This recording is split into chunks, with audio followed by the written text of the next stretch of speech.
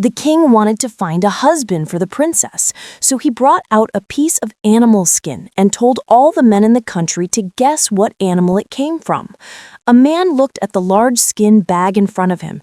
He touched it, pulled out a single hair, and told the king it was a rat skin. The king shook his head in disappointment. Another man came forward with a microscope. He studied the skin and told the king it was snakeskin. The king said no. The princess quietly sighed in relief, knowing that if anyone guessed correctly, she would have to marry him. A prince from a nearby kingdom stepped forward. The princess looked at him with hope, but he also guessed wrong.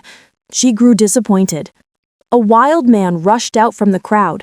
The soldiers tried to stop him, but the king said anyone could join the contest and ordered them to let him through. The wild man had lived in the mountains for years and had a sharp sense of smell. He bent down, sniffed the skin deeply, stood up, and said the right answer. The princess was shocked. Years earlier, the king had found a flea on his hand sucking his blood. He caught it and kept it in a box. In a few days, it grew to the size of a finger. The king fed it fresh steak each day to make it grow larger. Watching it grow made him proud.